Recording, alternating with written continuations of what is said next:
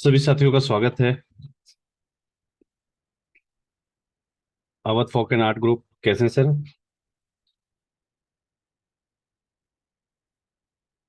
Awadh folk and art group, मुझे सुन पा रहे हैं?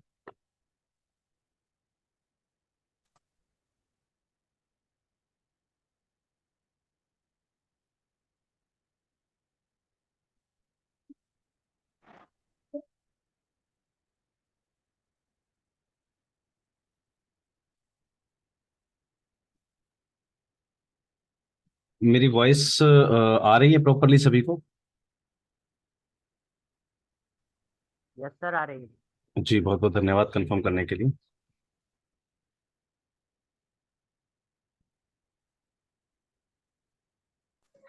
कल वाला होमवर्क किया सभी लोगों ने? जो हमारे रेगुलर पार्टिसिपेंट्स हैं, लर्नर्स हैं, क्या कल वाला होमवर्क आपका कंप्लीट है?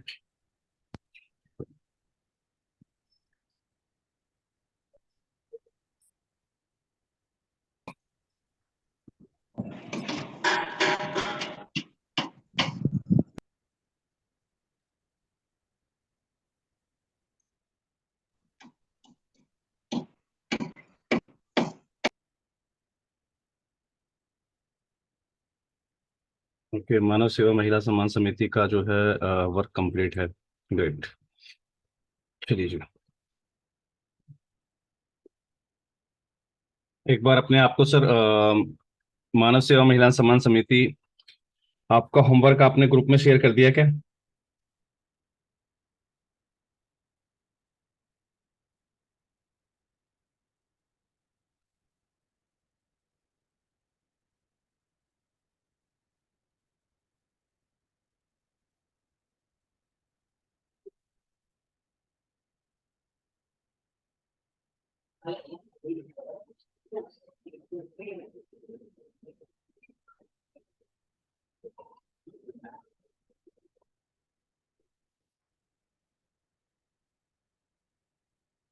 ओके, चलिए जी। लॉगिन्स आप लोगों ने क्रिएट कर रखी होंगी अपनी। चलते हैं अपनी स्क्रीन की ओर, क्योंकि आज हम जिस प्रपोजल की बात करने वाले हैं वो है आपका रोड सेफ्टी एडवोकेसी का। अभी ग्रांट निकली हुई है, पता होगा आपको, और 30 मई जो है लास्ट डेट है ग्रांट एप्लीकेशन की।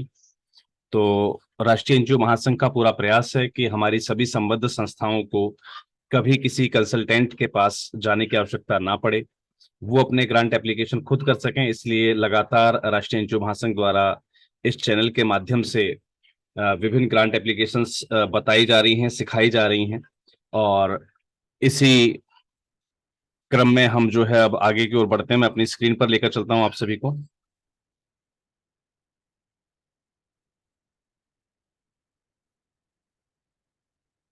मेरी स्क्रीन विजिबल है सर?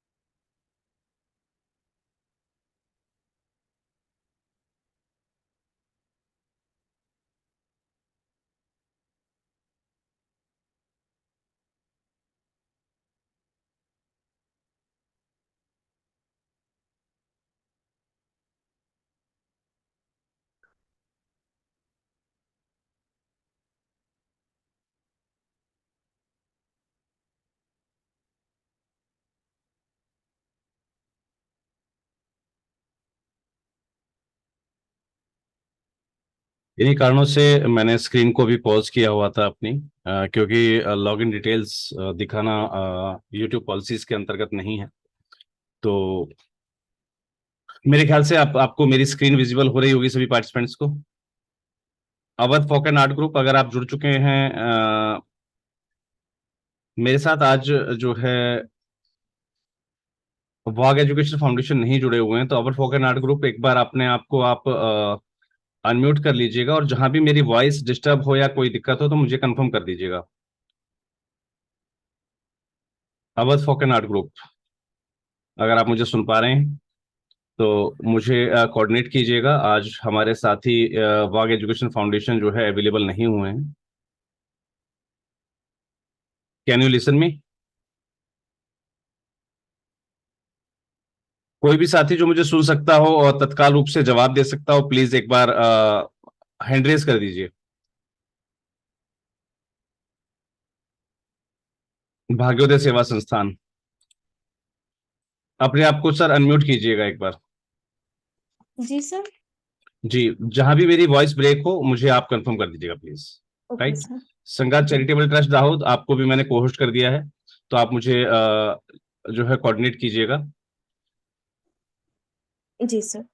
ठीक है मैम। स्क्रीन सभी को विजिबल है? जी सर।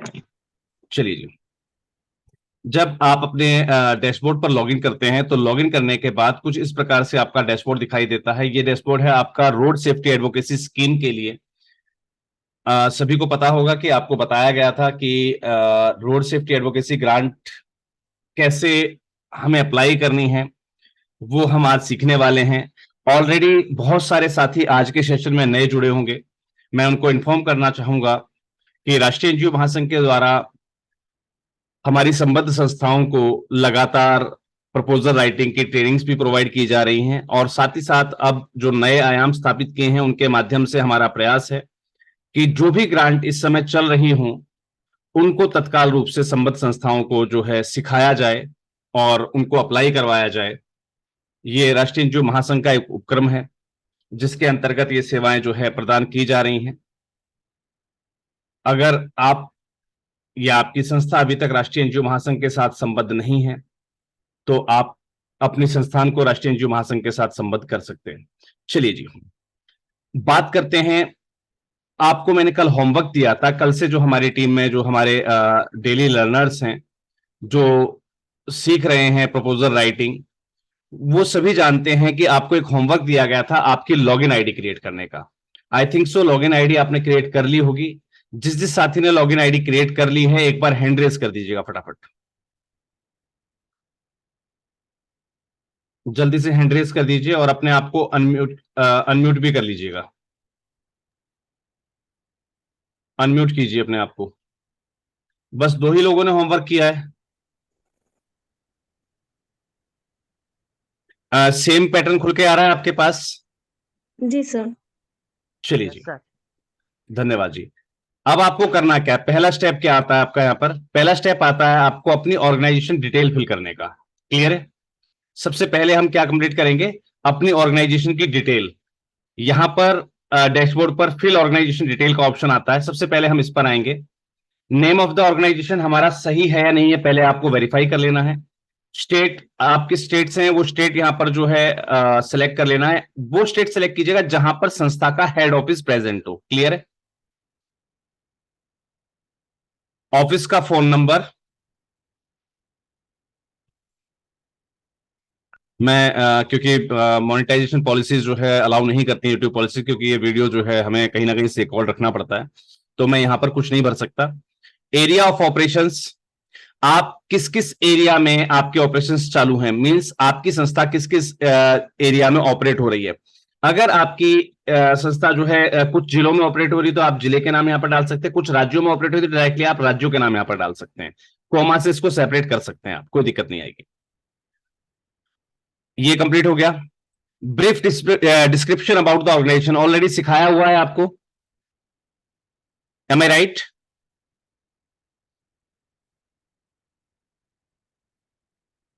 ब्रीफ डिस्क्रिप्शन आपको खुद भर देना है संस्था का। संस्था की डेट ऑफ एस्टेब्लिशमेंट, संस्था जिस तारीख को स्थापित हुई आपकी, यानी कि जिस दिन संस्था का रजिस्ट्रेशन हुआ वो डेट आपको यहां पर डालनी है।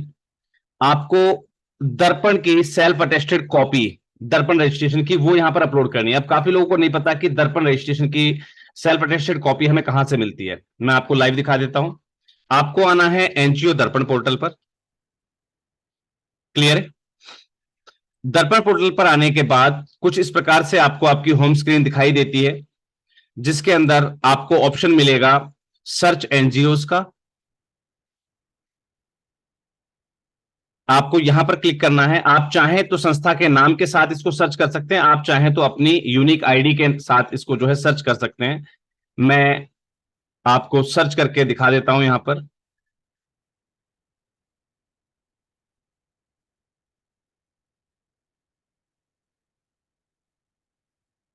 विजिबल है सभी को?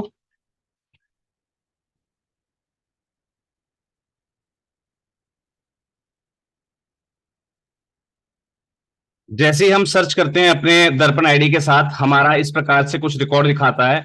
आपको इस रिकॉर्ड पर क्लिक करना है, इस नाम पर, आपके नाम पर क्लिक करना है, और जो इंफॉर्मेशन आपके सामने प्रेजेंट होती है इसका आपको जो है प्रिंट आउट जब आप लेते हैं तो ये पीडीएफ में सेव हो जाता है आपका।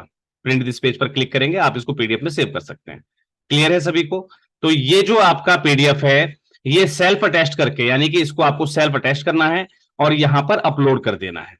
यहां तक क्लियर है सभी को? अगर क्लियर है तो चैट बॉक्स के अंदर फटाफट क्लियर कर दीजिए, क्लियर लिख दीजिए चैट बॉक्स के अंदर।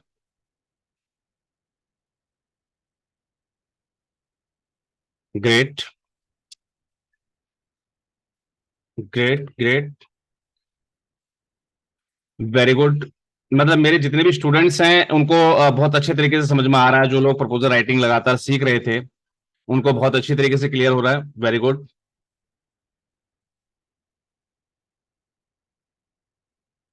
सर आपको अगर वॉइस नहीं आ पा रही है तो आपके टेक्निकल आपकी ओर से टेक्निकल प्रॉब्लम होगी। बाकी लोगों को आवाज प्रॉपर रूप से आ रही है। मेरे साथी जो जिन्होंने मैंने को होस्ट बनाया हुआ है, मुझे कंफर्म कीजिए मेरी वॉइस प्रॉपरली आ रही है या नहीं आ रही सभी को? जी सर, आ रही है। बहुत बढ़िया जी, धन्यवाद। Awadh folk and art, sorry, वाग एजुकेशन फाउंडेशन, अगर आप मुझे सुन पा रहे हैं, जुड़ चुके हैं, तो अपने आप अपना हैंड रेज कर दीजिएगा। चलिए जी, अब बढ़ते हैं आगे। आपको डेट ऑफ एस्टेब्लिशमेंट, संस्था के रजिस्ट्रेशन की डेट यहाँ पर डालनी है। यहाँ पर दर्पण का आपका पीडीएफ मैंने बताया आपको किस प्रकार से निकालना है, उसको यहाँ पर जो है आपको अपलोड कर देना है। आपकी संस्था का जीएसटी नंबर होना अनिवार्य है इस ग्रांट के लिए। आपका जीएसटी नंबर यहाँ पर आपको मेंशन करना है, और साथ ही आपका जो जीएसटी सर्टिफिकेट है उसकी सेल्फ अटेस्टेड कॉपी यहाँ पर जो है आपको अपलोड कर देनी है। क्लियर है? आपके पास एफसीआरए है या नहीं है, इससे कोई दिक्कत नहीं। आप चाहें, अगर आपके पास अवेलेबल है तो आप डिटेल डाल सकते हैं, अगर नहीं है तो इसको ब्लैंक छोड़ सकते हैं, इसकी कोई अलाउंस नहीं है यहाँ पर। चलिए जी, इस पर्टिकुलर प्रोजेक्ट के लिए संबंधित डिपार्टमेंट किससे संपर्क करे, उसकी पर्सन का यहां पर नाम देना है आपको। उसकी पोजीशन क्या है संस्था के अंदर, उसका आधार नंबर और उसका एड्रेस। क्लियर है? आधार नंबर पर जो एड्रेस हो आपका वो क्लियर रूप से आपको यहां पर मेंशन करना है, कंप्लीट एड्रेस मेंशन करना है। काफी लोग क्या करते हैं, सिर्फ जगह का नाम, एरिया का नाम और राज्य डाल देते हैं, ऐसा नहीं करना है। कंप्लीट एड्रेस यहां पर प्रोवाइड करना है। संबंधित व्यक्ति का कॉन्टैक्ट नंबर, संबंधित व्यक्ति का ईमेल एड्रेस कम्युनिकेशन के लिए, और संस्था की जो भी वेबसाइट आपकी अवेलेबल हो आप उसको यहां पर एंटर कर सकते हैं। यहां तक सबको ओके है? फटाफट चैट बॉक्स में आ जाइए, ओके लिख दीजिए। चैट बॉक्स में आकर ओके लिख दीजिए यहां तक अगर ओके है तो। सर हमारा क्वेश्चन है, जी बताइए। जैसे कि जिन चीजों पे स्टार बना होता है वो कंपलसरी होता है, देखिए, तो जिन यहाँ चीजों पे पर तो स्टार बना होता है वो कंपलसरी होता है, यहां पर किसी पे भी स्टार नहीं है। नहीं। ठीक है जी, लेकिन जब आप इसको सबमिट करेंगे तो जिन चीजों को आप नहीं फिल करेंगे, जैसे जीएसटी हुआ, जीएसटी हाँ। अगर इसको आप फिल नहीं करेंगे तो ये ऑटोमेटिकली आपका सबमिट नहीं होगा। ओके। ग्रांट देखी जाती है, क्योंकि हम पिछले 4 साल से देखते आ रहे हैं किस किस ग्रांट के लिए क्या क्या चीजें रिक्वायर्ड है, तो मैं वहां पर वो चीजें आपको बताता जा रहा हूँ। ठीक है जी? Okay sir. ओके, चलिए जी। यहां पर इस सेक्शन में पहला वाला सेक्शन जो है, इसमें मैंने आपको बताया सिर्फ दो चीज इंपॉर्टेंट नहीं है, एफसीआरए नंबर और एफसीआरए रजिस्ट्रेशन डेट। ये दो चीजें कंपलसरी नहीं है, बाकी सभी चीजें कंपलसरी हैं। दूसरी लिस्ट में आते हैं, दूसरी लिस्ट में सभी चीजें कंपलसरी हैं, किसी भी चीज को छोड़िएगा मत। स्टेट ऑफ ऑपरेशन में आपका स्टेट ऑफ ऑपरेशन सेलेक्ट कर लीजिएगा, किस स्टेट में आपकी संस्था ऑपरेट हो रही है, और कोशिश कीजिए वही स्टेट सेलेक्ट कीजिए जहां पर आप अप्लाई करने वाले हैं। क्लियर है? संस्था का बैंक का जो आईएफएससी कोड है वो यहां पर डालना है, संस्था का अकाउंट नंबर यहां पर आपको डालना है, कैंसिल चेक की एक कॉपी, कैंसिल चेक कैसे बनाते हैं मैं आपको क्लियर कर देता हूं। आपको एक ब्लैंक चेक आपका लेना है, उस पर किसी भी प्रकार का कोई साइन वाइन नहीं करना है, आपको सिर्फ उसको क्रॉस कर देना है। क्रॉस समझते हैं आप? सॉरी, मैं आपको इस टाइप से आपको क्रॉस कर देना है, क्लियर है? इस टाइप से आपको क्रॉस कर देना है केवल।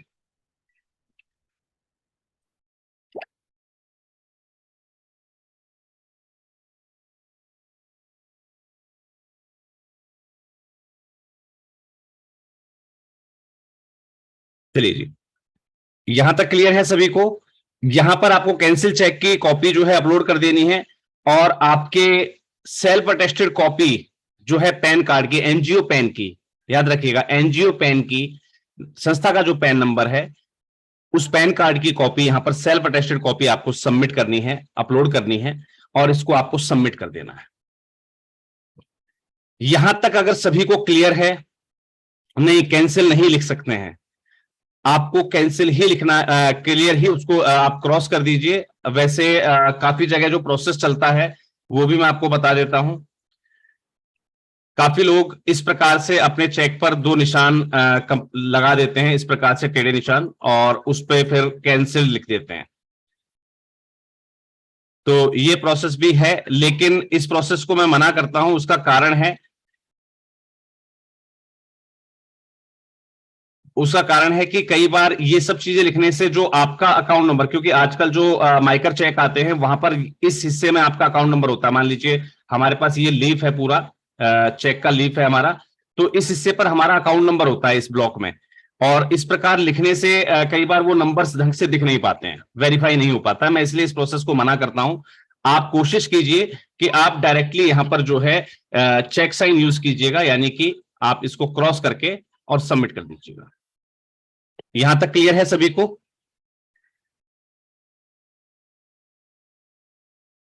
जिन संस्थाओं के पास जीएसटी नहीं है वो इसके लिए आवेदन नहीं कर सकेंगे।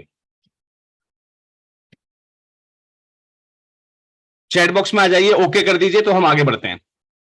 ओके कर दीजिए। यहां तक प्रोफाइल अपडेट करने का, ऑर्गेनाइजेशन डिटेल फिल करने का प्रोसेस अगर क्लियर है तो ओके कर दीजिए, आगे बढ़ते हैं। चलिए जी, अब आते हैं अप्लाई ऑनलाइन सेक्शन पर। यहां पर देखिएगा लेफ्ट हैंड साइड पर आपका एक सेक्शन होता है अप्लाई ऑनलाइन। यहां पर आपको आना है। यहां पर दो प्रकार के प्रोजेक्ट होते हैं, ध्यान रखिएगा। इस प्रोजेक्ट में दो चीजें आती हैं। कौन कौन सी?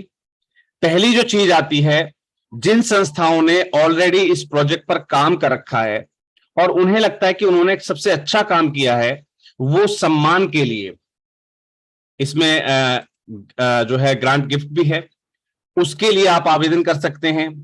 जिन संस्थाओं को इस प्रोजेक्ट पे काम करना है, नया आवेदन करना है, वो भी आवेदन कर सकते हैं।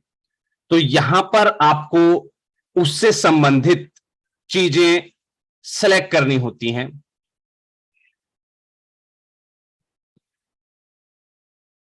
यहां पर आपको जो करना है, जो ग्रांट अभी निकली हुई है उसके हिसाब से आपको awareness campaign safer road users, इसको क्लिक करना है। ध्यान दीजिएगा, awareness campaign safer road users, इसको क्लिक करना है। चाहे संबंधित चीज के लिए आप डिटेल्ड गाइडलाइंस को भी पढ़ सकते हैं। नेम ऑफ द प्रोजेक्ट, ये आपका जो है मैक्सिमम 1000 कैरेक्टर्स के अंदर होना चाहिए। मेरी टीम जो अवेलेबल है, कल उनको टास्क दिया गया था, तो आई थिंक सो आपने अपना टाइटल भी सर्च कर लिया होगा, यानी कि प्रोजेक्ट के लिए आप क्या नेम देने वाले हैं वो आपने सर्च कर लिया होगा। कोई भी साथी जो शेयर करना चाहे हैंड रेज कर सकता है।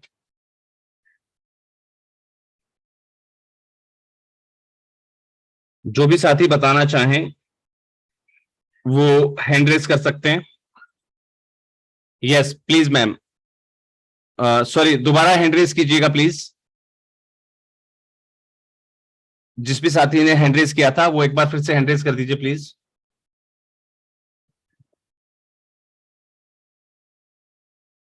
हमारे जिस भी साथी ने हैंड रेज किया था, प्रेमा जी ने, मैम अपने आप को अनम्यूट कीजिएगा।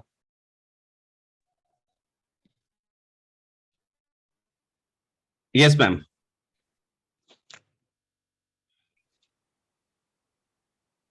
हेलो। Hello sir. जी मैम। हाँ can you sir. Suggest me a title for this project? Road safety. एक मिनट सर, ये थोड़ा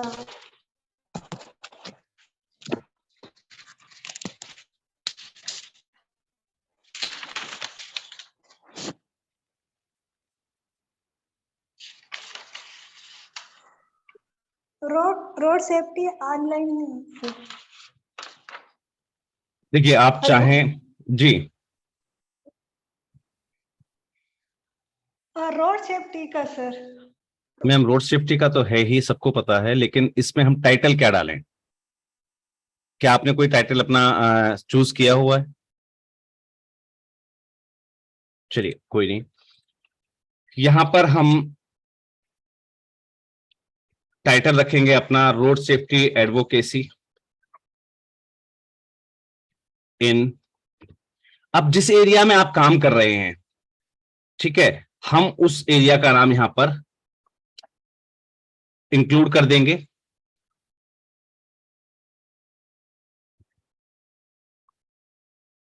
साथ साथ आपको बताया गया था, जब भी हम टाइटल लेते हैं किसी भी प्रोजेक्ट का, तो उसके अंदर WH फैमिली सिखाया गया था आपको। WH फैमिली आनी चाहिए। क्या करने वाले हैं? Road safety advocacy. किसके लिए करने वाले हैं? रोड यूजर्स के लिए। कहां करने वाले हैं? झज्जर डिस्ट्रिक्ट, हरियाणा में। क्लियर है? तो यहां पर आपकी जो है WH फैमिली का सारा जो है जवाब यहां पर मिल जाना चाहिए आपके प्रोजेक्ट टाइटल से। ये चीज बड़ी क्लियर बताई गई थी आपको, तो उसके हिसाब से आपका अपना जो है प्रोजेक्ट टाइटल आपको डालना है। अब बात करते हैं ऑब्जेक्टिव्स की। ऑब्जेक्टिव्स क्या क्या रहेंगे? एनीवन? टीम को कल सिखाया गया था, परसों भी सिखाया गया था, लगातार बताया जा रहा है। ऑब्जेक्टिव्स क्या होते हैं? Anyone raise your hand.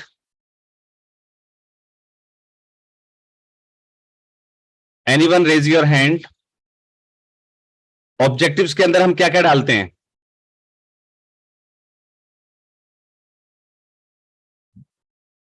Team जो कल पिछले दो हफ्तों से लगातार सीख रही है, जवाब दीजिए, अदरवाइज आगे नहीं बढ़ा जाएगा। सर ऑब्जेक्टिव्स में हम ये डालते हैं कि जैसे कि हम जो भी प्रोजेक्ट करेंगे जी तो उससे हमें क्या प्रॉफिट होगा। मतलब कि अगर कोई सुधार करना चाहते हैं तो वो होगा, जैसे रोड सेफ्टी ही है तो हम जी। लोगों को बताएंगे, उनको अवेयर करेंगे। तो इससे हम चाहते हैं कि लोग सेफली अपने घर जाएं और रास्ते में उन्हें कोई दिक्कत ना हो। Great, thank you. ऑब्जेक्टिव्स के अंदर हम डालेंगे हमारे जितने भी ऑब्जेक्ट्स हैं, क्या हम इस प्रोजेक्ट से हम क्या उम्मीद रखते हैं। ओके, तो यहां पर the objectives of this project is to create awareness among create awareness about road safety among road users। पहला पॉइंट आ गया आपका। इस टाइप से छोटे छोटे वाक्यों में आपको कम से कम 5 से 6 ऑब्जेक्टिव लिखने हैं। 5 से 6 ऑब्जेक्टिव्स हम क्या क्या बना सकते हैं? पहली चीज ये हो गई हमारी, हम जब प्रोजेक्ट की गाइडलाइंस को ध्यान से पढ़ते हैं, उसमें बताया गया था कि हमें जो ड्राइवर्स हैं, कमर्शियल व्हीकल ड्राइवर्स हैं, उनकी आई टेस्टिंग भी करनी है, उनको स्पेकल डिस्ट्रीब्यूशन करना है, हमें जो हेलमेट डिस्ट्रीब्यूशन का प्रोग्राम भी करना है, हमें जनरल अवेयरनेस भी करनी है ना।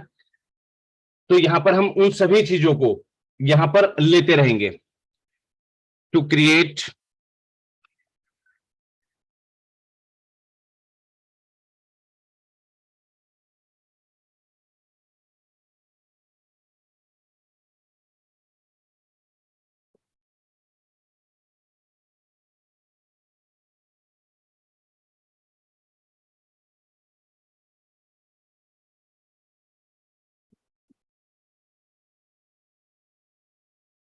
स्टूडेंट्स की जगह हम यहाँ पर डाल देते हैं youngsters.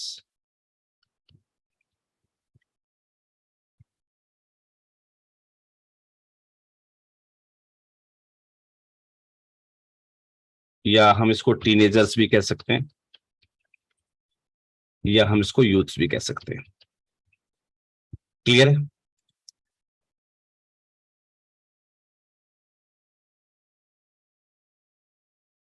To analyse existing road safety programmes and their effectiveness. बहुत बढ़िया सुझाव दिया है महिला मानव सेवा महिला सम्मान समिति ने। इसको भी हम कॉपी कर लेते हैं। बिल्कुल, अगर आपको वॉइस नहीं आ पा रही है तो आप चैट बॉक्स में डाल सकते हैं। बहुत बढ़िया। देखिए, यही चीज होती है प्रोग्रामिंग जो आपको सिखाई जाती है, लगातार सिखाई जा रही है। चलिए जी, इसके बाद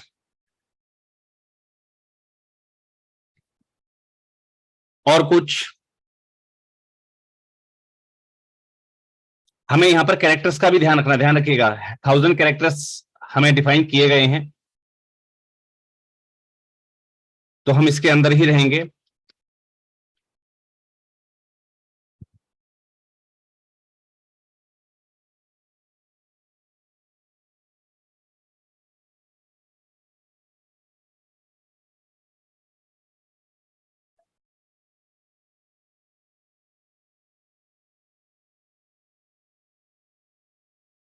about the importance of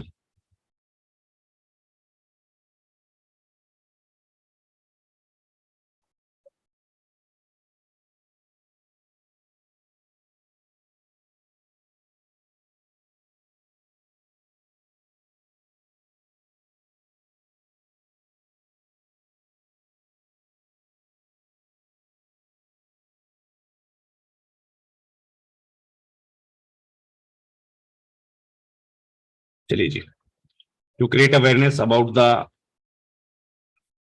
use of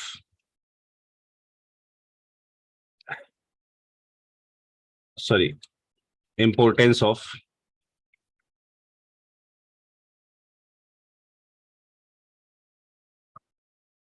seat belts while driving. I think so 1000 characters को हम लेके जब चलते हैं तो पर्याप्त हो जाना चाहिए। मैं एक बार इसको चेक कर लेता हूं।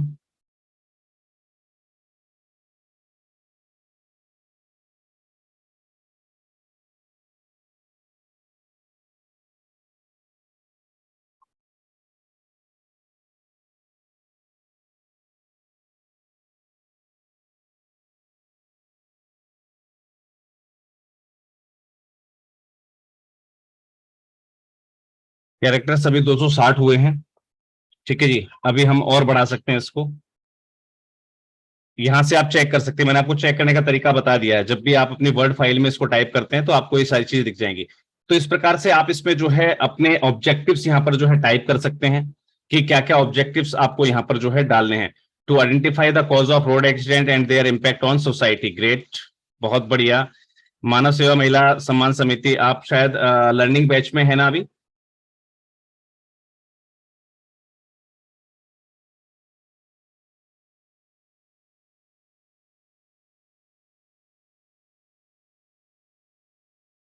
ग्रेट, बहुत बढ़िया। देखिए, ये होते हैं होमवर्क करना। जब आपको होमवर्क दिया जाता है,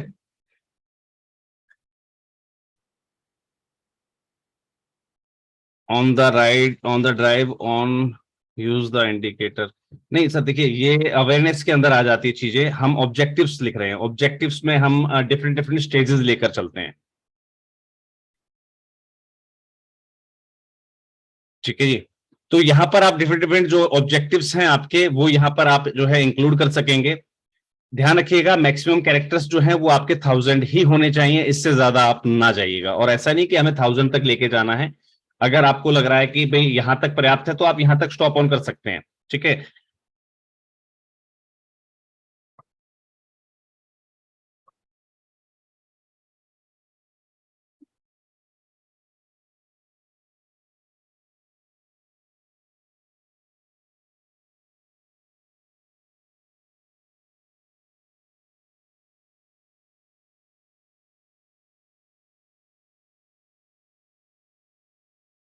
रोड सेफ्टी की अपनी अपनी गाइडलाइंस होती हैं। आपने देखा होगा हर जगह की अपनी अपनी गाइडलाइन होती है। जैसे दिल्ली के अंदर आपने देखा होगा कि भाई जो है आपके और इवन का चक्कर भी होता है। बहुत सारे शहरों में ट्रिपल सीटर्स अलाउ होते हैं, लेकिन मेट्रो सिटीज के अंदर ट्रिपल सीटर अलाउ नहीं है। काफी सारी मेट्रो सिटीज या बड़े शहरों में भी जो है अभी भी हेलमेट का ज्यादा वो ध्यान नहीं रखा जाता है, लेकिन कुछ शहरों में इसको लेकर बहुत ज्यादा संवेदनशीलता है। आप इवन देन अगर पति पत्नी जा रहे हैं और उसके साथ छोटा सा बच्चा है, उसको भी आप अब मेट्रो सिटीज में अलाउ नहीं किया जाता है। ट्रिपल राइडर में उसको माना जाता है। तो हर एक एरिया की अपनी अपनी गाइडलाइंस होती हैं रोड सेफ्टी की, उससे अवेयर करना यूजर्स को, ये हमारा यहाँ पर पॉइंट हो सकता है। ठीक है जी। इसके अलावा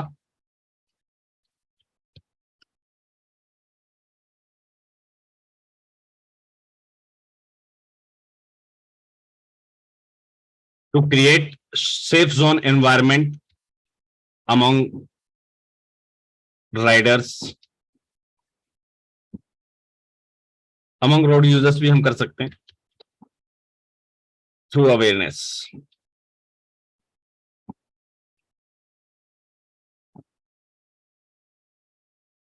अवेयरनेस के माध्यम से जो रोड यूजर्स हैं उनके बीच में, उनके मध्य एक सेफ जोन एनवायरनमेंट को क्रिएट करना, ये हमारे ऑब्जेक्टिव्स हो गए। अब आते हैं brief description about the project. अब आपको प्रोजेक्ट का डिस्क्रिप्शन देना है। डिस्क्रिप्शन के अंदर क्या क्या चीजें आएंगी? एनीवन?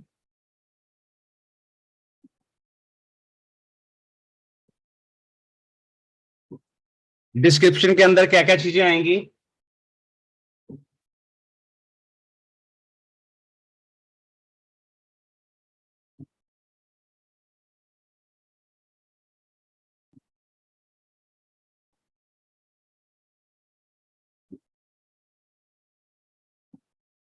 कोई भी साथी, किसी ने हैंड रेज किया है क्या अभी तक? दादा जुड़ चुके हैं?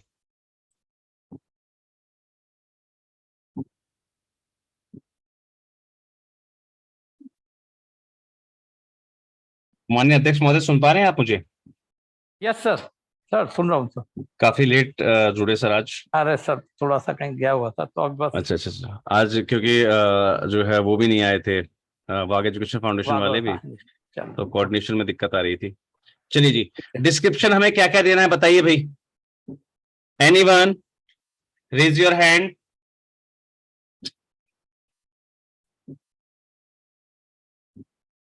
जब तक आप होमवर्क जो साथी हमारे साथ लगातार सीख रहे थे, अगर आप ऐसे ही अटके रहेंगे या जवाब नहीं देंगे तो आगे नहीं बढ़ा जाएगा, प्रोजेक्ट अधूरा रह जाएगा यहीं पर।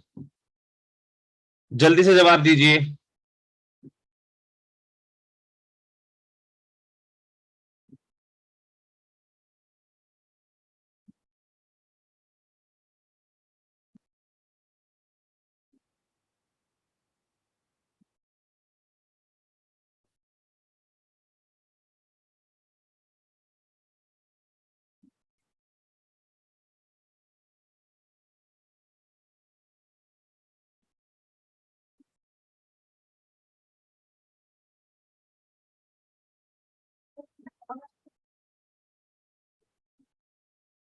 जी, मानव सेवा महिला सम्मान समिति, अपने आप को अनम्यूट कीजिए प्लीज। हेलो सर, नमस्ते सर। नमस्कार जी। सर इसमें अबाउट द प्रोजेक्ट और सर एम से सब लिख सकते हैं ना सर? जी, अबाउट द प्रोजेक्ट सर, मतलब इसका क्या एम है सर? और हेलो, आप लोगों ने गाइडलाइंस पढ़ी थी?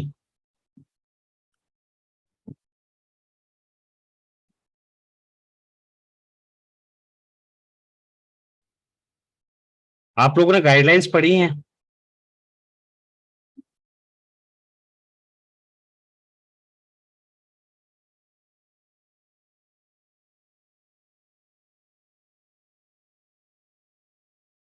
किस किसने गाइडलाइन पढ़ी हैं?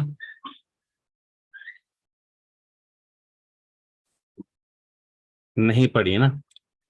ठीक है, जब भी बताया जाता है आपको, जब भी आप किसी भी ग्रांट के बारे में आपको पहले से बताया जाता है कि कल हम इस सेशन पर जो है डिस्कशन करने वाले हैं, तो ऑब्वियस सी बात है आपको गाइडलाइंस पढ़नी चाहिए थी। कोई भी साथी जिसने गाइडलाइन पढ़ी हो हैंड रेज कर दीजिए प्लीज।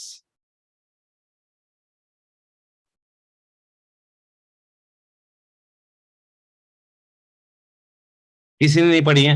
आई थिंक सो फिर आपसे जवाब की उम्मीद करना तो बेकार है। चलिए फिर मैं अपने हिसाब से इसको जो है फिल आउट करना स्टार्ट कर देता हूं। राइट, चलिए जी।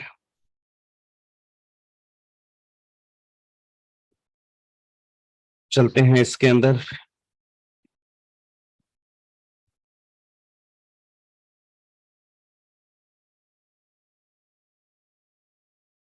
To arrange seminars, workshop, rallies,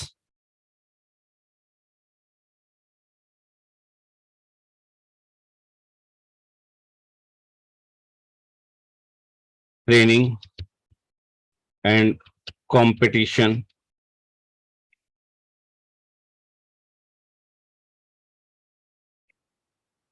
competition के अंदर आप डिफाइन कर सकते हैं कौन कौन से कंपटीशन आप करवाएंगे, जैसे एसे हो गया, है ना, डिबेट्स हो गया, राइट, स्लोगन हो गया,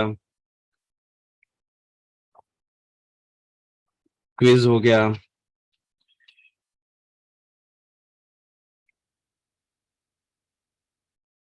एंड पोस्टर डिजाइनिंग हो गया। Poster designing, right. इसको हम जो है प्लीज अब जी अभी मैं ऑब्जेक्टिव ही टाइप कर रहा हूँ। प्लीज अब बार बार चैट बॉक्स में मत आइएगा। मैंने बताया ना कि मैं अभी तक आपके हिसाब से चल रहा था कि भाई आप कुछ अच्छा बताएं तो आपके हिसाब से लिखा जाए। जब आपको कुछ नहीं करना तो ऑब्वियस सी बात है, आपको सिर्फ कॉपी पेस्ट की आदत पड़ चुकी है। तो फिर जो मेरे दिमाग में है मैं तो उसको यूज करूंगा ना, मैं आपकी तरह खाली दिमाग नहीं रखूंगा अपना। ठीक है जी।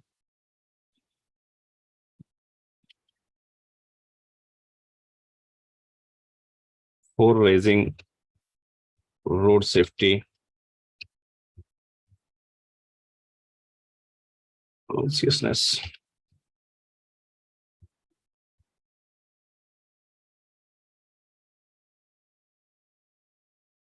among the general public।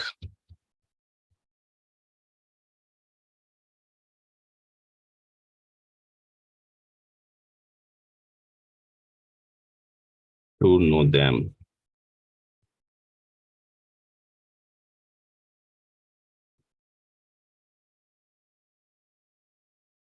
to know them, the rules and regulations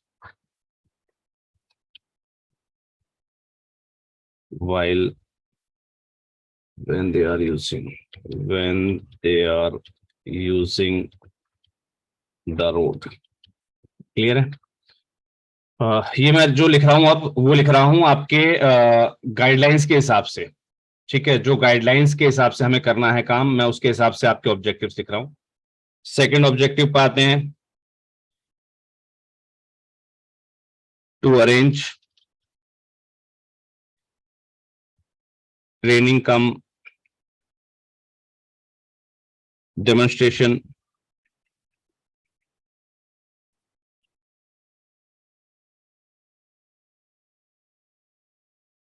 to arrange training cum demonstration program for the schools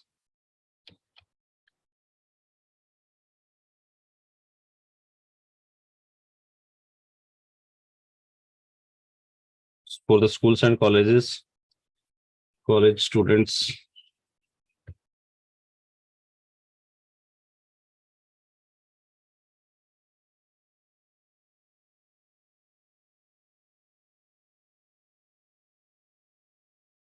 light motor vehicle driver।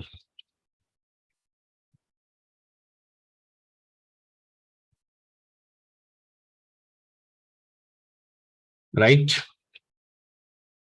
इसके अलावा आपको पता है कि इसमें हमें वर्कशॉप, सेमिनार्स और वेबिनार्स वगैरह करने थे, है ना, तो वो हम लिख देते हैं यहाँ पर। To arrange workshops,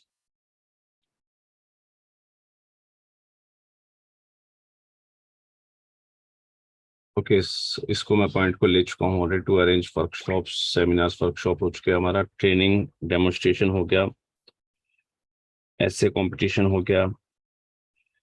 to arrange street plays, चलिए जी, हमें स्ट्रीट प्ले जो हम कहते हैं नुक्कड़ नाटक मंचन, है ना, स्ट्रीट प्ले हो गया हमारा। और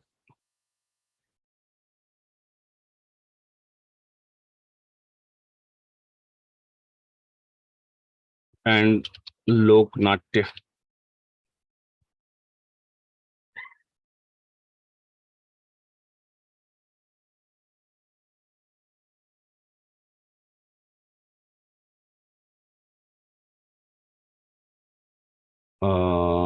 लोक नाट्य हो गया। इसके अलावा हम क्या क्या कर सकते हैं?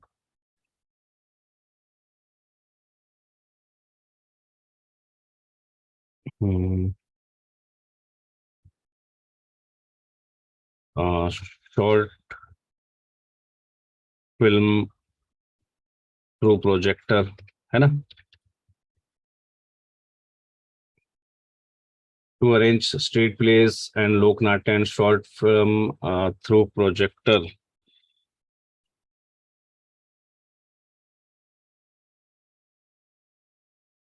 To display remedial precautions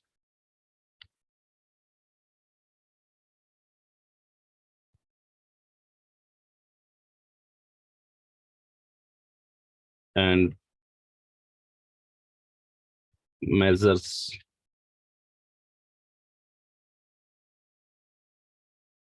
on road safety.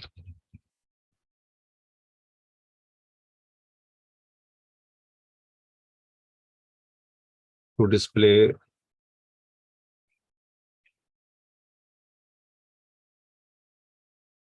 them different places, them in different places, ठीक है। चलिए जी, इस टाइप से आप ये पॉइंट भी डाल सकते हैं। इसके अलावा कुछ पॉइंट्स मैं आपको वर्बली बता देता हूं, क्योंकि यहाँ पर आपकी जो लिमिट है वो 100,000 पार हो चुकी होगी।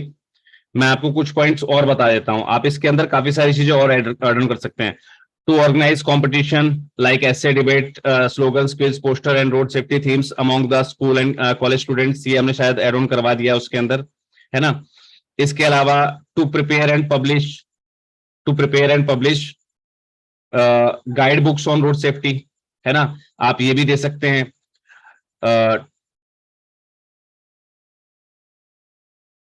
To prepare and distribute the pamphlets and printed material about road safety for road users, है ना, वो करवाना। To organise sensitisation workshop on safe transportation for school students, आप बच्चों के स्कूल स्टूडेंट्स जो होते हैं उनके सेफ ट्रांसपोर्टेशन से संबंधित जो है वर्कशॉप ऑर्गेनाइज कर सकते हैं। Wall painting in different with containing different road safety messages, आप जगह जगह पर दीवारों पर जो रोड सेफ्टी से संबंधित जो दिशा निर्देश होते हैं, जो स्लोगन्स होते हैं, उनको लिखते हुए जो उनको लिखवाने का काम, वॉल पेंटिंग वाला काम, वो आप कर सकते हैं। ठीक है जी, वो ऑब्जेक्टिव्स में आ सकता है आपका।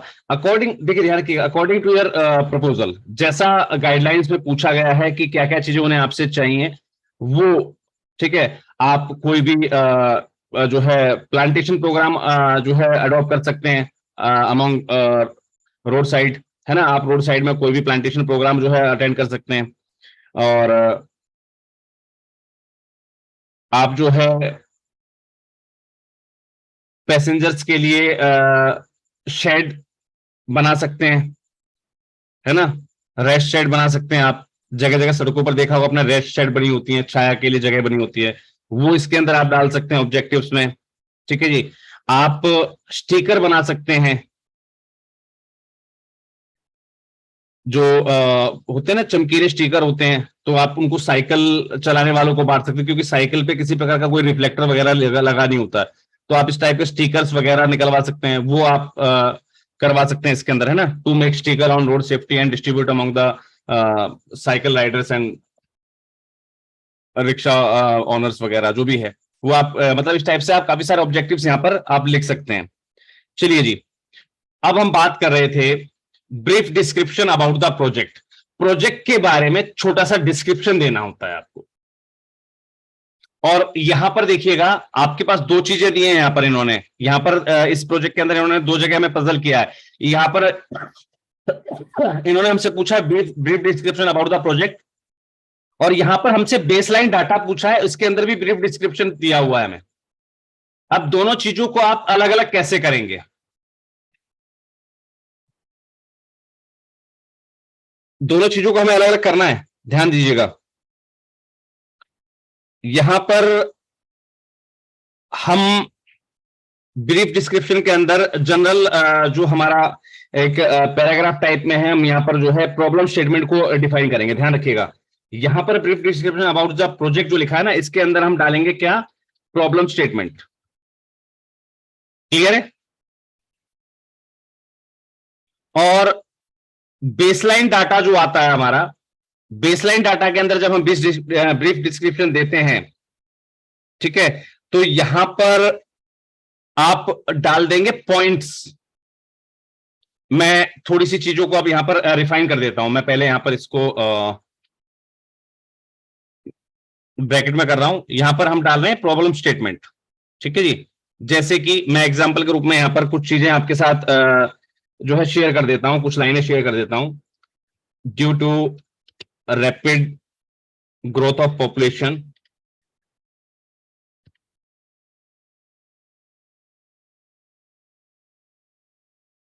Due to rapid growth of population, एक मिनट रुकिएगा, हमारा यहाँ पर टाइम तो खत्म नहीं होने वाला। यस, 33 सेकेंड 30 सेकेंड में हम बाहर आने वाले हैं। मैं एक बार पहले इसको लॉग आउट कर लेता हूं और हम इसको वापस लॉग इन कर लेते हैं, जिससे कि हमारा टाइम एक्सटेंड हो जाए।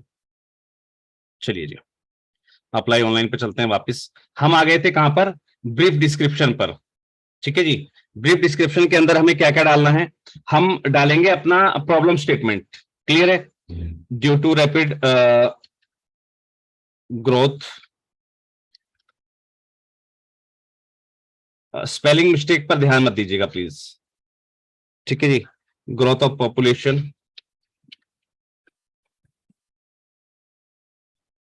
क्योंकि मैं आपके साथ साथ जो है टाइप करता जा रहा हूं। इंडस्ट्रियलाइजेशन एंड अर्बनाइजेशन,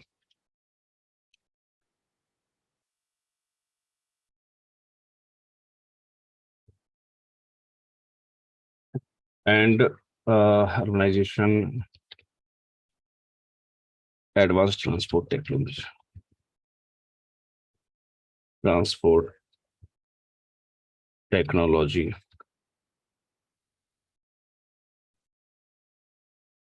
यहां पर मैं एंड दो बार यूज कर गया हूं। चलिए चलिए, due to rapid growth of population, industrialisation, urbanisation and advance transport technology, more and more vehicles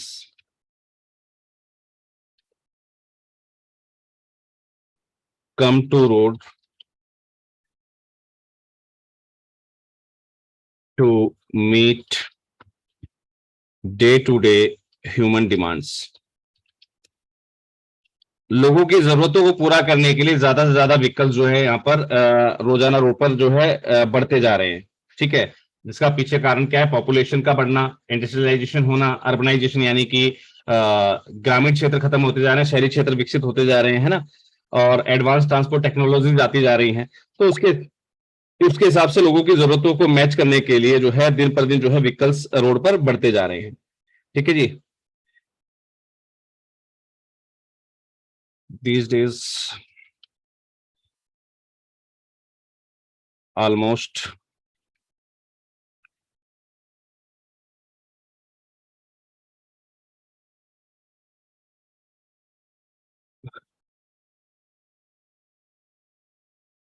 every person depends on essentially depends upon, मतलब लोगों की जरूरत बन गई है व्हीकल, है ना। The almost these days almost every person essentially depends upon the vehicles for routine works. Right? Due to the lack of, अब इसको हम किससे कनेक्ट करने जा रहे हैं? इसको हम अब प्रॉब्लम स्टेटमेंट से कनेक्ट करने जा रहे हैं, है ना?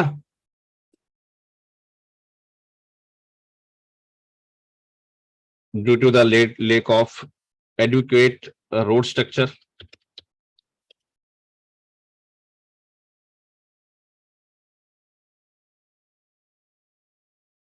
road structural facilities,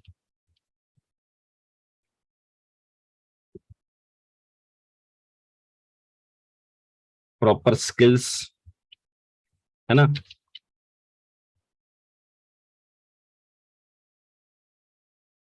Proper skills in driving, है ना? And unawareness of traffic rules, we face so many problems and risks in relation to our lives and property. Right?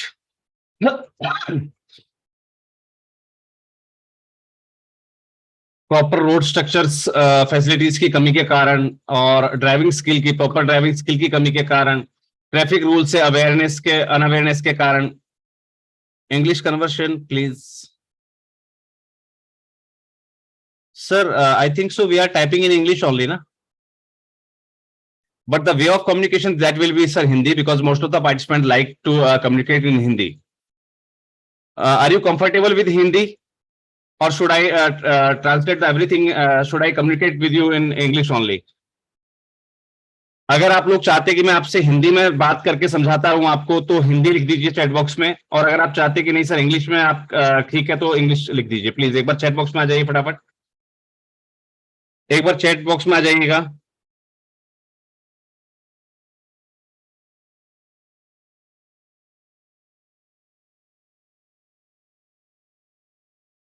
सभी लोग प्लीज, थोड़ा सा आलस नहीं करना है. Great. Whoever has demand about the English conversation, sir, I would like to request you that most of the participants are comfortable with Hindi. So I would like to continue my session in Hindi language only, sir.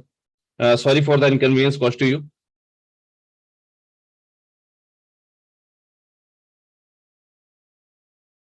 Thanks a lot to all the participants who replied to me in chat box. सभी को धन्यवाद जिन्होंने chat box में reply दिया मुझे, बहुत बहुत धन्यवाद सभी का. चलिए जी,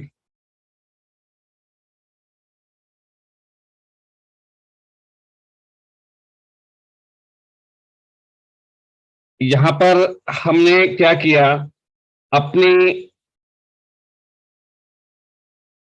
प्रॉब्लम स्टेटमेंट को हमने यहां पर जो है डिस्क्राइब कर दिया इस पहले पैराग्राफ के अंदर, brief description of the project. ठीक है जी. यहां पर हमने क्या किया, अपने जो प्रॉब्लम डिस्क्रिप्शन है उसको यहां पर हमने दे दिया. अब हमें आना है प्रोजेक्ट आउटकम्स पर. जब भी हम कोई प्रोजेक्ट करते हैं, मैंने आपको बताया था कि English, thank you sir, thank you.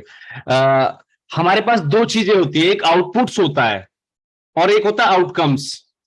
Outputs क्या होते हैं? जो तुरंत रिजल्ट आता है, यानी कि बेनिफिशियरीज को जो तुरंत रिजल्ट मिलता है वो कहलाता है हमारा आउटपुट.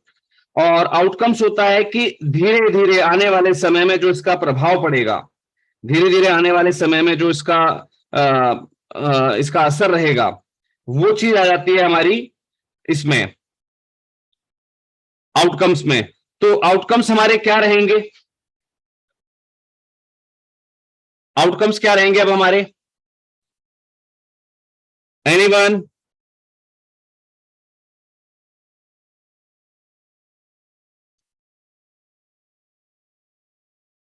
Anyone, please?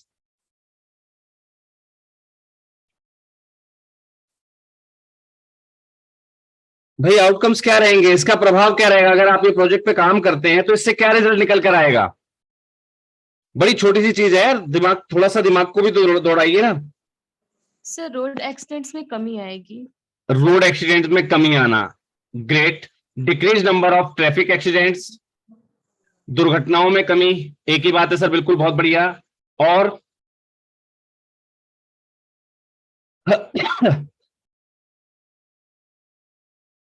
इसके अलावा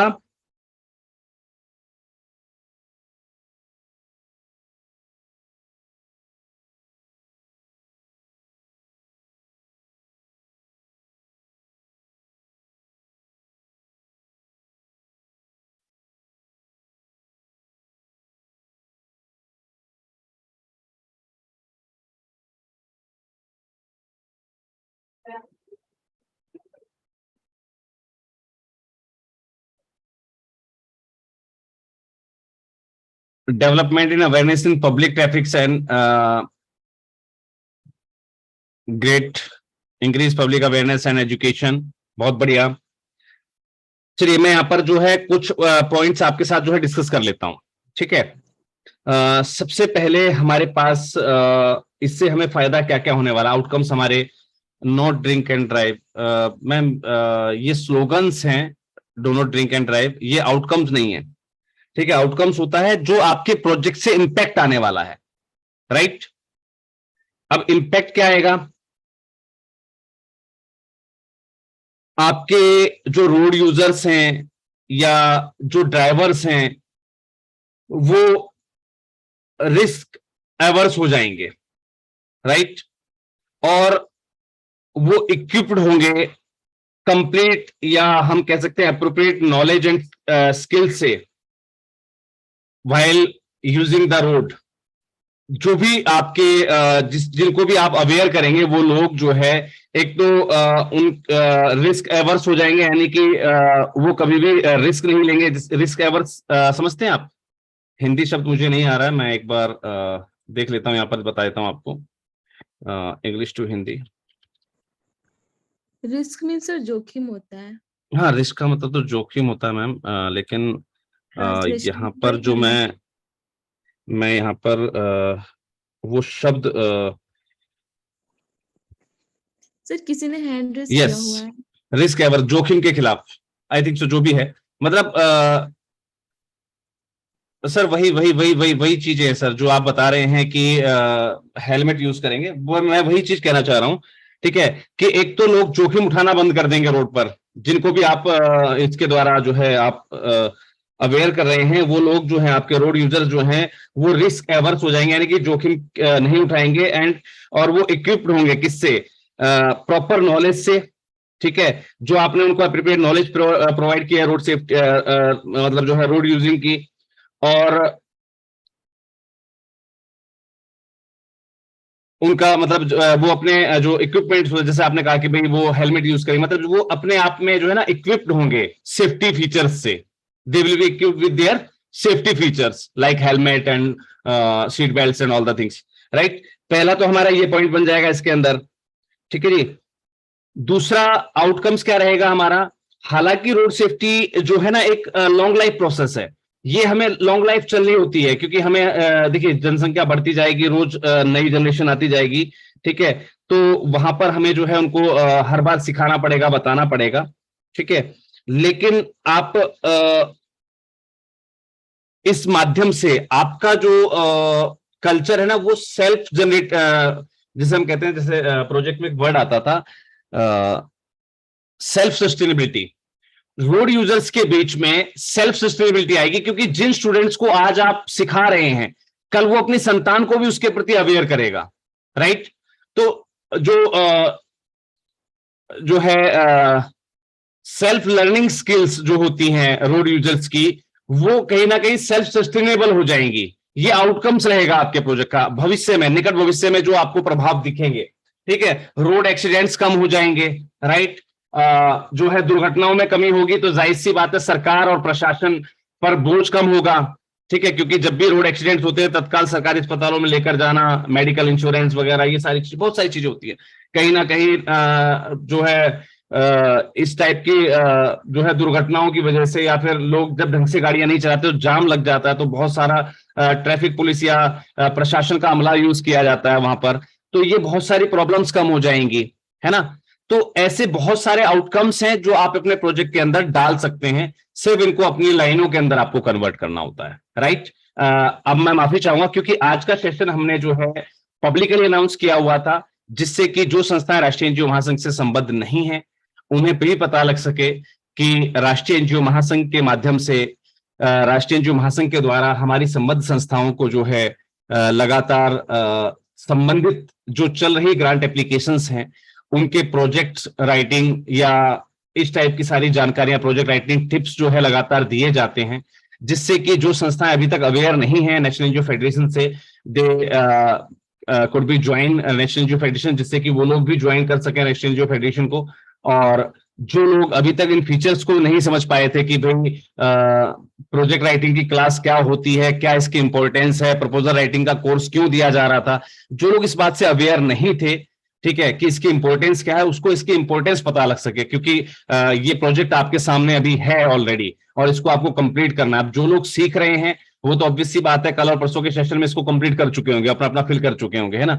अब जो लोग राष्ट्रीय एनजीओ महासंघ से जुड़े हुए नहीं है, या फिर जो लोग इन जो है वर्कशॉप्स को अटेंड नहीं करते हैं, इनको लेते नहीं है, इस प्रकार की ऑनलाइन क्लासेस को जो है आप इग्नोर कर देते हैं, तो एटलीस्ट आपको पता लगना चाहिए कि आप अपना कितना बड़ा लॉस लेकर चल रहे हैं, क्योंकि कहीं ना कहीं इसी प्रोजेक्ट राइटिंग के लिए आप किसी ना किसी को जो है 8-10-15 हज़ार रुपए पे करेंगे, राइट। और हमारी वही संबद्ध संस्थाएं यहाँ पर उन सब चीजों को जो है बिल्कुल फ्री में सीख रही हैं, ठीक है। बिल्कुल फ्री में नहीं कह सकता क्योंकि अभी इस समय फ्री क्लासेस बंद हैं, क्योंकि आपके अपने चैनल द एनजीओ ग्रुप पर सब्सक्राइबर अभी भी 10,000 से कम है। जिस दिन 10,000 पूरे हो जाएंगे पेड क्लासेस बंद हो जाएंगे, वापस हम जो है न्यूट्रल क्लासेस पर आ जाएंगे अपनी। तो चाहे पेड क्लासेस ही सही, अगर पेड क्लासेस में बहुत सारे लोगों ने ज्वाइन किया हुआ इस क्लासेस को, उन्हें पता है कि 2999 में क्लासेस आज लगभग, जो मेरे यूजर्स हैं एक बार मुझे बताना चाहेंगे लगभग कितने दिन हो चुके सर इस क्लास को चलते हुए? 6 दिन की क्लास थी हमारी। हमारा जो वर्कशॉप था प्रपोजल राइटिंग का वो 6 दिन का था। आज कितने दिन हो चुके सर उसको चलते हुए? Any one of the member please. Sir आपने फर्स्ट क्लास 3 अप्रैल से स्टार्ट की थी जी, उसके बाद आपने सेकंड क्लास शायद 25 अप्रैल से स्टार्ट की थी। 23 अप्रैल से मैम, 23 से जी, राइट। 23 अप्रैल से हम चल रहे थे, आज 13 मई हो चुका है, जबकि पिछला वाला जो वर्कशॉप था वो भी 7 दिनों का था, राइट, जी है ना। उसको हमने 3 दिन एक्सटेंड कर दिया था, शायद 11 तारीख तक कर दिया था उसको हमने। हाँ, शायद। लेकिन इस बार हम लगभग 10-15 दिन से ऊपर जा चुके हैं, अगर मैं गलत नहीं, छुट्टियां निकाल कर, जी सर, है ना। हालांकि दिन काउंट किए जाए तो 20 हो चुके हैं आज, 13 तारीख और 23 तारीख को देखा जाए तो, लेकिन अगर हम छुट्टियां निकाल दें उसमें से तो लगभग हम 15 दिन से ऊपर की क्लासेस दे चुके हैं, जबकि हम 7 दिन के कोर्स के डिलीवर करने के लिए हमने आपसे प्रॉमिस किया था। और अभी भी लगभग 3-4 दिन और चलेंगी क्लासेस, पता होगा ना आपको, राइट। जी सर, ठीक है, तो जो लोग इन चीजों को वेस्ट ऑफ मनी समझते हैं उनको आज पता लगना चाहिए कि ये वेस्ट ऑफ मनी नहीं था, ये सही यूज था कि आप अपने पैसे का सदुपयोग कहां करते हैं। अब इस पैसे को आप कंसल्टेंट को पे करेंगे जाकर, जो आपका प्रोजेक्ट लिखेगा, जो आपको बिल्कुल नहीं बताएगा उसने ये चीज यहां पर क्यों लिखी है, कैसे लिखी है, जिसमें आप बिल्कुल जज नहीं कर पाएंगे कि आपने जो काम किया है वो अप्रोप्रिएट किया है, गाइडलाइंस के मुताबिक लिखा है कि नहीं लिखा है, ये चीज आपको नहीं पता होगी क्योंकि आपने कभी प्रपोजल लिखना सीखा ही नहीं। तो जिन साथियों ने अभी तक राष्ट्रीय एनजीओ महासंघ को ज्वाइन नहीं किया है, या जो लोग ऐसी क्लासेस को से बचते रहते हैं, कहीं ना कहीं एक्सक्यूज लेते रहते हैं कि छोड़ो यार अभी पैसे नहीं है बाद में सीखेंगे, उन साथियों तक ये संदेश देने के लिए जो है आज का सेशन जो है पब्लिक कल किया गया था। So I would like to announce that if you have not joined the National NGO Federation, I would like to request you to join National NGO Federation to attend these kind of important classes every day in free sessions and as well as in some paid sessions also available with National NGO Federation. So आज के लिए इतना ही. Thanks a lot to give your important time to us. आप सभी ने अपना जो है कीमती समय हमें दिया. इसके लिए बहुत बहुत धन्यवाद। और जो हमारे कंटिन्यू लर्नर्स हैं, जो हमारे कंटिन्यू स्टूडेंट्स हैं, जो लगातार कोर्स में जुड़े हुए हैं, कल आपका सेशन मॉर्निंग में जल्दी शुरू किया जाएगा, लेकिन आपको मैसेज जो है लगभग आधा या 1 घंटा पहले, 1 घंटा पहले दे दिया जाएगा। आपसे निवेदन रहेगा कि आप हर घंटे के अंतराल पर आपका व्हाट्सएप चेक करते रहें, और मेरा पूरा प्रयास रहेगा कि मैं शाम को ही, आज शाम के मैसेज में ही आपको कंफर्म कर दूंगा कि आपका कल सेशन किस समय का रहेगा, जिससे कि आपको ज्यादा दिक्कत ना हो। तो कल हम लगातार 1 या 1.5 घंटे का सेशन लेंगे, जिसके अंदर हम इस पूरे प्रपोजल को जो है स्टार्टिंग से शुरू करेंगे, बिल्कुल फर्स्ट पॉइंट से, और लास्ट तक फिल करते हुए इसको सबमिट करने का प्रयास करेंगे। तो जिसने अभी तक अपनी लॉगिन आईडी नहीं बनाई थी, वो प्लीज अपनी लॉगिन आईडी रेडी रखिएगा। कल ये मत कहना कि सर हमारी लॉगिन आईडी रेडी नहीं थी, क्योंकि मैं फटाफट टाइप करता जाऊंगा, आप लोगों को लगातार देखते हुए कुछ वर्ड चेंज करते करते जो है आपको यहाँ पर अपना कंप्लीट कर लेना है, क्योंकि एरिया लोकेशंस के हिसाब से सारी चीजें अलग अलग हो जाती हैं, राइट। तो हम बताते जाएंगे, डिस्कस करते जाएंगे, इसको फिल करते जाएंगे। कल की डेट में हम इस प्रोजेक्ट को, प्रपोजल को सबमिट जो है फाइनलाइज कर देंगे। क्लियर है सभी को? अगर क्लियर है तो एक बार फटाफट चैट बॉक्स में आ जाइए और क्लियर लिख दीजिए सभी लोग। Directly come to the chat box and write down clear here. Chat box में आ जाइए और क्लियर लिख दीजिए सभी लोग। ग्रेट। कल क्लासेस जो है 2 घंटे की रहेंगी लगातार। आपका नेट पैक बचा कर रखिएगा। और मैं फिर से निवेदन करना चाहूंगा अपनी सभी संस्थाओं को कि अगर आपने अभी तक आपके इंटरनेट सेक्शन को कमजोर रखा हुआ है, तो प्लीज मैं फिर से बताना चाहूंगा कि आप लोग जो है ना अपने इंटरनेट को मजबूत कर लीजिए। आपका कनेक्शन रिप्लेस करना है, आपको क्या करना है वो आपके अपने हाथ में है कि आपको उसका क्या करना है, लेकिन आपका इंटरनेट कनेक्शन सॉलिड होगा तो ही आप लगातार क्लासेस अटेंड कर पाएंगे और ढंग से आप सुन भी पाएंगे।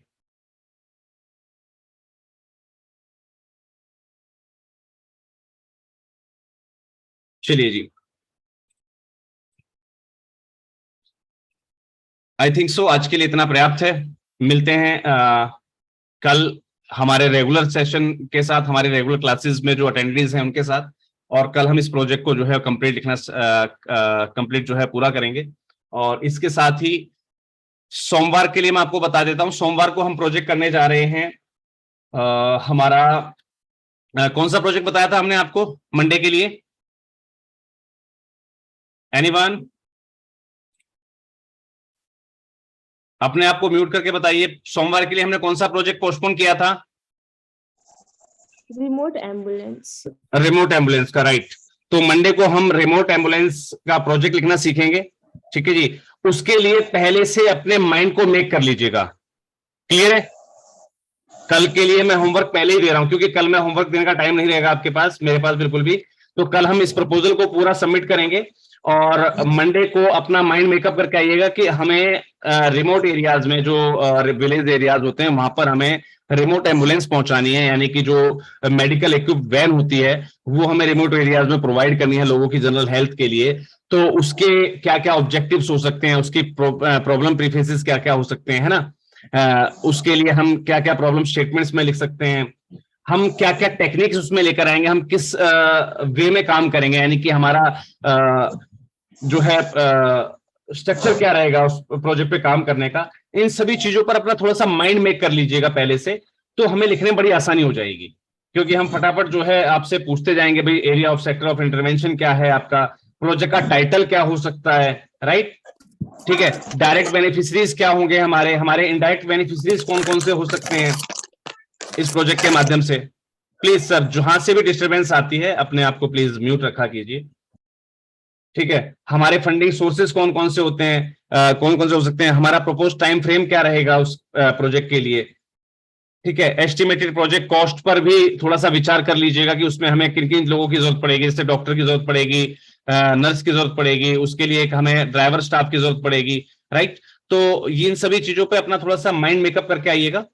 तो मंडे को हम उस प्रोजेक्ट को भी लिखना स्टार्ट करेंगे, क्योंकि उससे संबंधित ग्रांट जो है लगभग 4 CSR एजेंसीज ने मांगी हुई है, और जैसे ही हम उस प्रपोजल को कंप्लीट करेंगे मैं आपके साथ उन चारों फंडिंग एजेंसीज का डाटा शेयर करूंगा with contact number and all the things, with address and all the things.